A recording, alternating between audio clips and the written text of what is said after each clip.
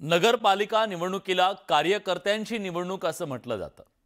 मात्र नगरपालिका निवडणुकीत बड्या नेत्यांनी आपल्या कुटुंबियांना मैदानात उतरवून आपली प्रतिष्ठा पणाला लावली।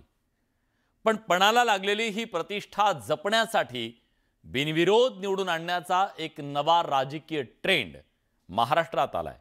त्यामुळे लोकशाहीचं निवडणूक हे शस्त्र बोथट होण्याची चर्चा सुरू झाली आहे।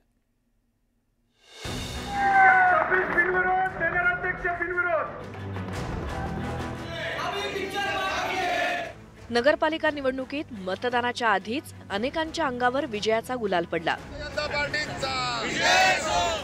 नगराध्यक्ष आणि नगरसेवक पदी अनेक जण बिनविरोध निवडून आले।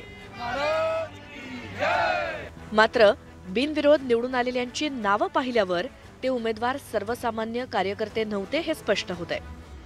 जलसंपदा मंत्री गिरीश महाजन यांच्या पत्नी साधना महाजन बिनविरोध निवडून आल्या।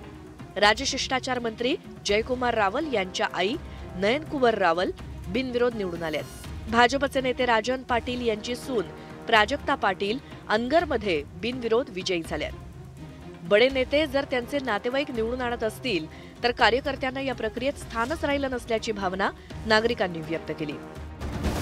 हिंगोलीमध्ये भाजपच्या नगरसेवक पदाच्या एका उमेदवारानं थेट शिवसेनेत प्रवेश केला, तर दुसऱ्यानं प्रकृतीच्या कारणावरून माघार घेतली। अशाच घटना राज्यात वेगवेगळ्या शहरात देखील घडल्यात। उमेदवारांनी माघार घेणं किंवा थेट दुसऱ्या पक्षात जाणं लोकशाहीसाठी मारक असल्याची प्रतिक्रिया व्यक्त केली जाते। सामान्य कार्यकर्त्यांना लोकसभा आणि विधानसभा निवडणूक लढवण्याची संधी मिळत नाही। प्रस्थापित नेतेच त्या निवडणुका लढवतात। त्यामुळे नगरपालिका निवडणुकांवरती कार्यकर्त्यांचं लक्ष असतं, पण आता तिथेही नेत्यांना त्यांचेच वारस हवेत। परिणामी कार्यकर्त्यांना फक्त प्रचारच करावा लागणार आहे। Bureau report, news 18 Lokmat.